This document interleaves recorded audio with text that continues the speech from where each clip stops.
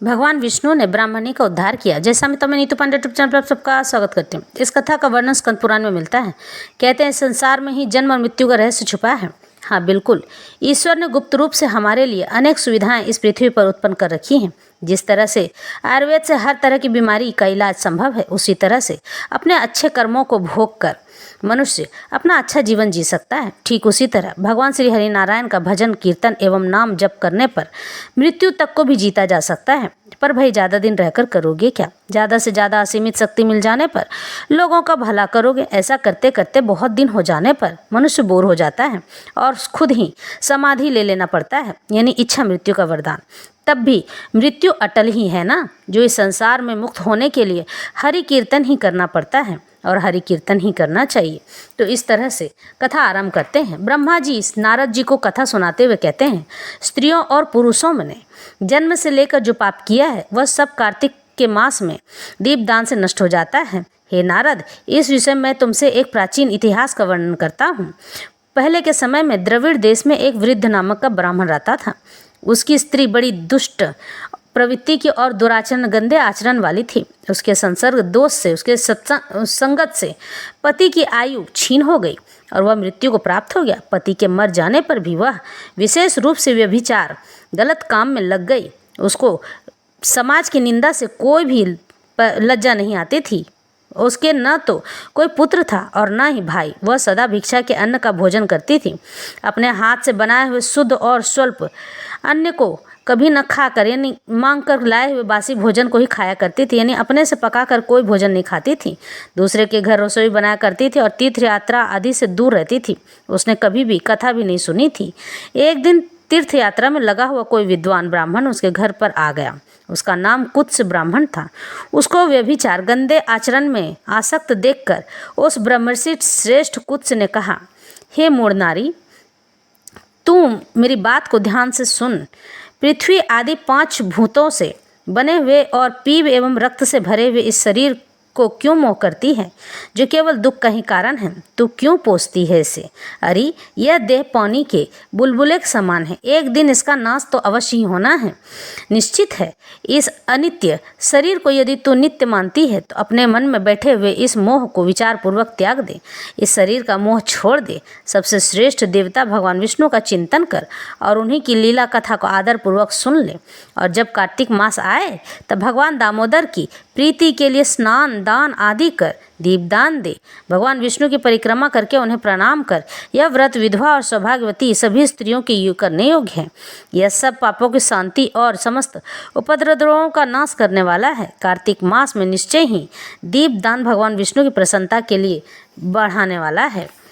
ऐसा कहकर कुत्स ब्राह्मण दूसरे के घर चला गया और वह ब्राह्मणी भी कुत्स की बात सुनकर पश्चाताप करती हुई इस निश्चय पर पहुंची कि मैं कार्तिक मास में अवश्य ही दीपदान करूंगी। उसके बाद कार्तिक मास आने पर उसने पूरे महीने भर प्रातः सूर्योदय काल में स्नान किया और दीपदान दिया। उसके बाद कुछ काल के बाद आयु समाप्त होने पर उसकी मृत्यु हो गई, स्वर्गलोक में गई और समय के अनुसार उसकी मुक्ति भी हो गई।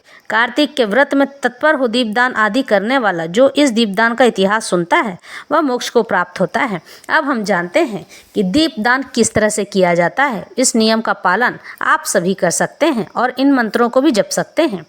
हे नारद, अब आकाश दीप का महत्व सुनो। कार्तिक मास आने पर जो प्रातः स्नान में तत्पर हो आकाश दीप का दान करता है वह सब लोगों को स्वामी और सब संपत्तियों से संपन्न होकर इस लोक में सुख भोगता और अंत में मोक्ष को प्राप्त होता है।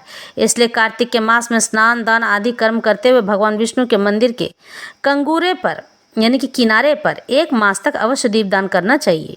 महाराज सुनंदन ने चंद्र शर्मा ब्राह्मण के बताए अनुसार 1 मास तक विधि पूर्वक व्रत किया। वे कार्तिक में प्रतिदिन प्रातःकाल स्नान करके पवित्र होते और कोमल तुलसी दलों से भगवान विष्णु की पूजा करके रात में उनके लिए आकाश दीप देते थे। दीप देने के समय वे इस मंत्र का उच्चारण करते थे। आकाश दीप का मतलब पानी में दीप को प्रज्वलित करना है।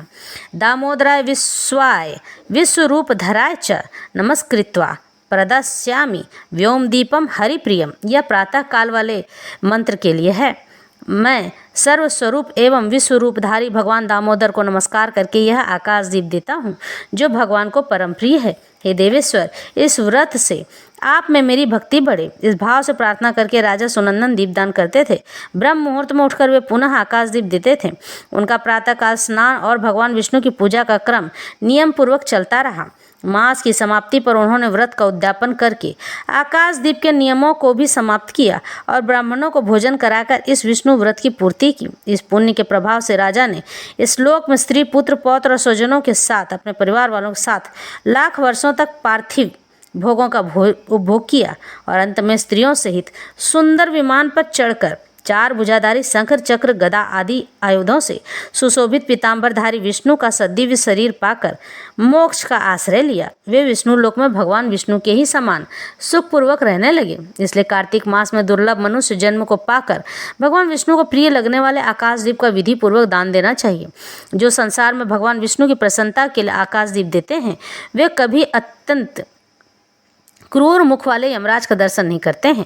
एकादशी से तुला राशि के सूर्य से अथवा पूर्णिमा से लक्ष्मी सहित भगवान विष्णु की प्रसन्नता के लिए आकाशदीप प्रारंभ करना चाहिए, शुभ मुहूर्त है। और उसके बाद रात्रि में जब दीप दान देते हैं तो उस समय पितरों की मुक्ति के लिए इस मंत्र का जाप करना चाहिए। नमः पितृभ्य प्रेतेभ्यो नमो धर्माय विष्णवे नमो यमाय रुद्राय कांतारपतिये नमः। पितरों को नमस्कार है, प्रेतों को नमस्कार है, धर्म स्वरूप विष्णु को नमस्कार है, यमराज को नमस्कार है तथा दुर्गम पथ में रक्षा करने वाले भगवान रुद्र को नमस्कार है।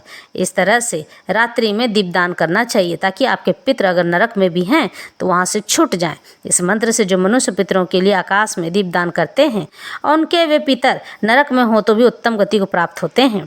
यानी आपके जीवन में अगर पितृ दोष लगा तो वह भी समाप्त हो जाता है। जो देवालय में, नदी के किनारे, सड़क पर और नींद लेने के स्थान में जहाँ लोग बीच में सोए रहते हैं उसे सर्वतोमुखी लक्ष्मी प्राप्त होती है।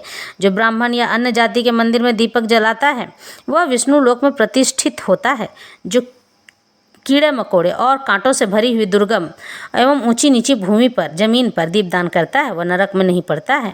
पहले के समय में राजा धर्मनंदन ने आकाशदीप दान के प्रभाव से श्रेष्ठ, सबसे अच्छा विमान पर आरूढ़ हो विष्णु लोक को प्रस्थान किया था। जो कार्तिक मास में हरिबोधनी एकादशी को भगवान विष्णु के आगे कपूर का दीपक जलाता है उसके कुल में उत्पन्न हुए सभी मनुष्य भगवान विष्णु के प्रिय भक्त होते हैं और अंत में मोक्ष प्राप्त करते हैं। पहले के समय में कोई गोप अमावस्या तिथि को भगवान विष्णु के मंदिर में दीपक जलाकर तथा बार बार जय जयकार का उच्चारण करके राजराजेश्वर हो गया था।